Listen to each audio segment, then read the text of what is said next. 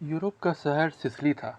लोग बहुत खुश थे क्योंकि एक दर्जन जहाज क्रेमलिन से सिसिली पोर्ट पे आने वाला था। जो लोग ने इस जहाज पे पैसा लगाया था उन्हें उम्मीद था कि इस जहाज से बहुत सारा प्रोडक्ट आएगा जिससे हम लोग बेचकर ज़्यादा से ज़्यादा मुनाफा कमाएंगे। उन्हें करोड़पति होने का अंदेशा हो चुका था कि अब हम लोग मिलियनियर बन ही जाएंगे।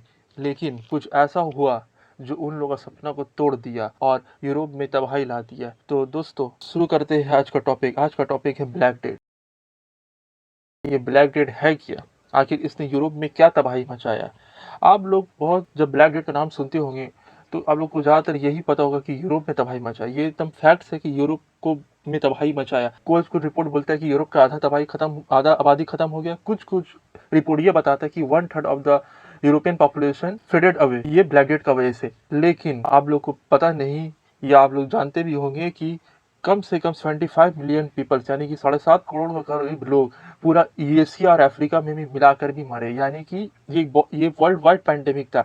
लेकिन ये पैंडेमिक ने सबसे ज्यादा तबाही यूरोप में मचाया, इसलिए इसे हम लोग यूरोप का पर्सपेक्टिव से पढ़ते हैं। तो हुआ था कुछ ऐसा कि एक सुहाना दिन था।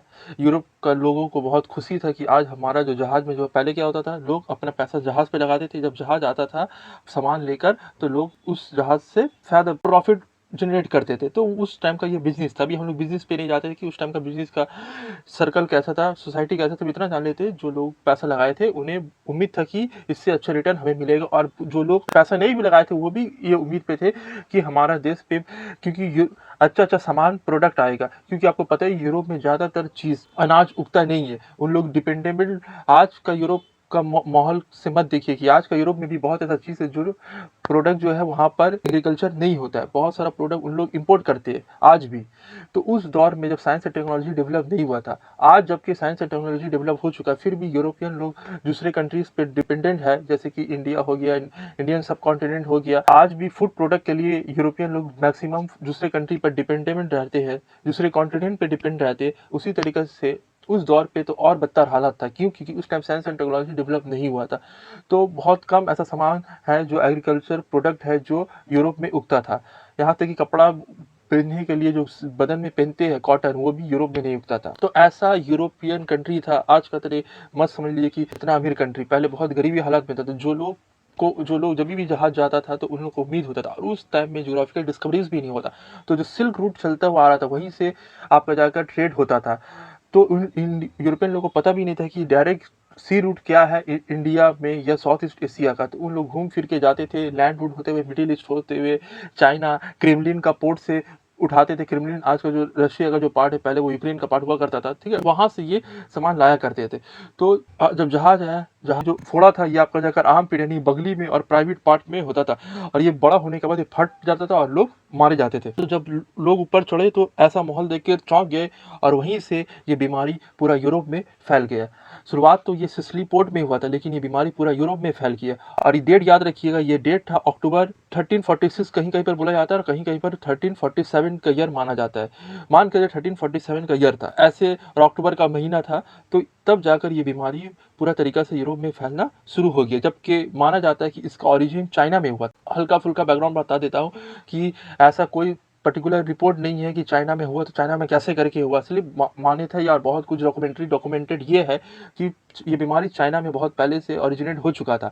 लेकिन ये बीमारी चूहों में होता था। फिर ये चूहा से ये बीमारी आपका जाकर क्रेमलिन पहुंच गया कैसे भी करके। फिर क्रेमलिन में जब ये जहाज जो यूरोपियन जहाज था सिसिली वाला पोर्ट वाला, जब वहाँ पर डॉक किया और वहाँ से सामान उठाया तो उसके साथ साथ चूहा भी चढ़ गए, और चूहा में भी ये बीमारी था तो ये जहाज में चढ़ गया, और जहाज में चढ़ने और ये चूहा ने वो बीमारी जहाजी में फैला दिया, और जहाज के लोग जहाजी में मारे गए, और जो बचे वो बहुत बुरे हालत पे थे। और वो आने के बाद जब लैंड कर गए अपना डॉक पे, तो उसके बाद उन लोग भी मारे गए, और वो मरने का साथ साथ पूरा यूरोप में ये बीमारी फैला दी है। तो जिसको ये बीमारी होता है, मैंने बता दिया कि फोड़ा हो जाता था, वो फोड़ा बढ़ जाता था, आपको उसमें पीप और खून होता था। और जिसको भी बीमारी होता था वो बहुत ज़्यादा ठंड उसे लगता था, उससे बहुत तेज बुखार होता था, उसके पूरे बदन पे दर्द होता था, और डायरिया भी होता था। और आहिस्ता आहिस्ता करके बीमारी फैलने, पूरा बॉडी में फैलने की वजह से लोगों का डेथ हो जाता था। और ये बीमारी इतना तेजी से फैलता था, कोई अगर किसी का बगल से गुजरा, जरा सा टच भी कर दिया तो वो बीमारी दूसरा लोगों तक फैल जाता था। तो जब बीमारी फैल गई और तब साइंस एंड टेक्नोलॉजी डेवलप नहीं किया था, पता नहीं था कि ये कोई वायरस है कि बैक्टीरिया क्या, उस टाइम वायरस, बैक्टीरिया ये सब का कोई मान्यता नहीं था, पता भी नहीं था, ना कोई एंटीबॉडी का बॉडी के बारे में कुछ पता था। तो लोग वो जो धब्बाज लोग थे, ठीक है, जो बदमाश लोग थे, उन लोग को फ़ायदा मिल गया कि ये बीमारी से हमें मुनाफ़ा कमाया जाए। तो उन लोग ने बोल दिया कि जब कोई साइंस वाला सामने नहीं आया, ना कोई साइंटिफिक थ्योरी इसका पीछे दिया, तो जो उस वक़्त के जो आपका जाकर बाबा, पंडित लोग जो होते थे, उस वक़्त के जो प्रीस्ट लोग, वो लोग क्या कर दिए, अपना प्रॉफ़िट उठाना शुरू कर दिए। वो लोग बोले कि ये जो है शख़्स, इसके ऊपर शैतानी आत्मा है, और जब ये शख़्स मर जाता है, तो जो इसका पास होता है, ये शैतानी आत्मा उसके अंदर चले जाता है, ठीक है? तो वो ऐसा करके बीमारी फैलता है। तो लोग अपना भाई-भाई से, माँ-बेटा, बाप, हस्बैंड-वाइफ, सब एक-दूसरे से एक घर में रहकर दूरी इख्तियार कर लिए।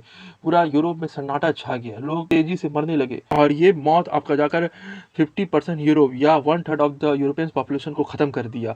और लोगों को लगने लगा कि अब ये बीमारी पूरा दुनिया को खत्म कर देगा, अब ये दुनिया का अंत है, लेकिन ऐसा नहीं हुआ। तो जैसे फिर अब आखिर ये बीमारी खत्म कैसे करके हुआ? बीमारी खत्म होने का बहुत सारा थ्योरी ये आता है कि आपका जाकर लोग को जब देखे कि ये बीमारी फैल रहा है, और ये ज़्यादातर फैलता है इसीलिए है कि जब कोई इन्फेक्टेड पर्सन का साथ रहता है, तो लोगों ने क्या कर दिया, भले ही अंधविश्वास में, सुपरस्टिशियस में या किसी भी कारण से लोग क्या कर दिए, एक दूसरे से अलगाव तैयार कर दिए, एक दूसरे से अलग होना शुरू कर दिए। यहाँ तक कि जो माँ जो अपना नवजात होती है, वो जन्म देती थी, उसे भी दूध भी नहीं पिलाती थी। तो ऐसा कंडीशन हो चुका था। हस्बैंड वाइफ शादी तो समझ लीजिए कि अनकॉमन, कोई किसी से शादी भी नहीं करता था, ऐसा कंडीशन हो गया था यूरोप में। तो लेकिन यूरोपियन लोग ने एक अच्छा काम किया, वो एक दूसरे से अलग होना शुरू कर दिए। जो अमीर लोग थे वो बहुत दूर सन्नाटा जगह में चले गए, बड़ा सा मैंसन में रहने लगे साफ सफाई के साथ, और जो गरीब लोग थे वो लोग मजबूरी में तो रहते थे भीड़ भाड़ में, लेकिन वो ज़्यादातर एक दूसरे से मिलना जुलना खत्म कर दिए, और मरीजों का पास कोई भी जाता नहीं था। तो ऐसे कर कर के आहिस्ता आहिस्ता कर कर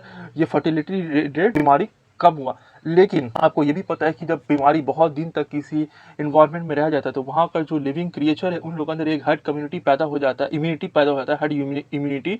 जो वो हर्ड इम्यूनिटी क्या करता है, एक एंटीबॉडी का तरह काम करता है, जिससे कोई भी बैक्टीरिया अगर अटैक करता है बॉडी पे, वो उससे लड़ता है, उस माहौल से उसे उस बीमारी से बचाता है। जिस तरीके से जब यूरोपियन लोग को भी चिकन पॉक्स होता था, लेकिन उन लोग का अंदर क्या था, वो चिकन पॉक्स का बैक्टीरिया से लड़ने का बीमारी, जो हर्ड इम्यूनिटी, वो पैदा हो चुका था।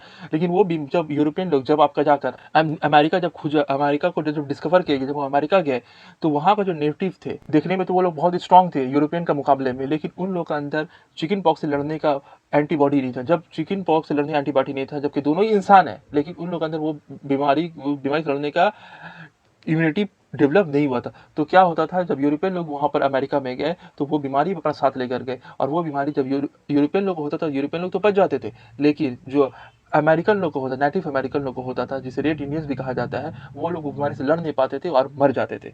तो जब कुछ थ्योरी ये भी है कि ये हर इम्यूनिटी पैदा होने की वजह से भी ये खत्म हुआ। जब माइक्रोस्कोप का डेवलपमेंट हुआ 1894 में, तब एक पता चला कि ये असल जो इसका जो एक बीमारी है, ये क्या था, असल ये बीमारी का वजह क्या था, कोई भूत पलित नहीं था, ये एक बैक्टीरिया था जिसका नाम था यार्सिनिया पेस्टिस, जो एक फ्लाई होता था, वो कैरी करता था, वो एक वाइल्ड रैट्स लोग का बॉडी पे ये फ्लाई होता था, जैसे मक्खी टाइप का कुछ, ठीक है, या जुई टाइप का। ये फ्लाई क्या करता था, ये वाइल्ड रैट्स में होता था, और वाइल्ड रैट को इन्फेक्टेड करता था। वाइल्ड रैट जब मर जाता था, तो ये जो फ्लाई है, ये उड़कर दूसरा लिविंग क्रिएचर पर चला था, उसे इन्फेक्ट कर देता था। ऐसे ही कुछ आपका जाकर ऐसे ही करके ये प्लेग फैला।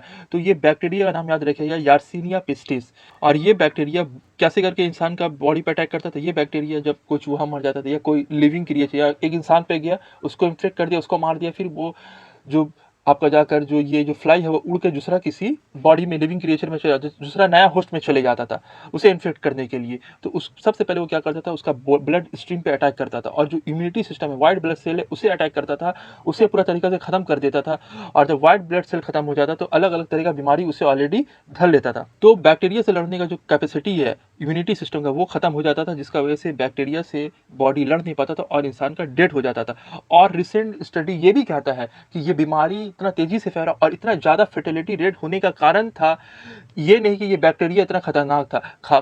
बैक्टीरिया तो खतरनाक था ही था, लेकिन बैक्टीरिया का साथ साथ आपका जाकर जो इंसान का जो उस वक्त का यूरोप का जो माहौल था, लोग बहुत ज़्यादा गंदगी में रहते थे, और जो नवजात शिशु होते थे, उन लोग माल न्यूट्रिशन और तरह तरह का प्रोटीन की कमी का बीमारी से वो लोग जूझते थे, तो उन लोग का पहले ही से उन लोग का बॉडी इतना वीक था कि कोई भी छोटा मोटा बैक्टीरिया भी उन लोग के लिए जानलेवा था।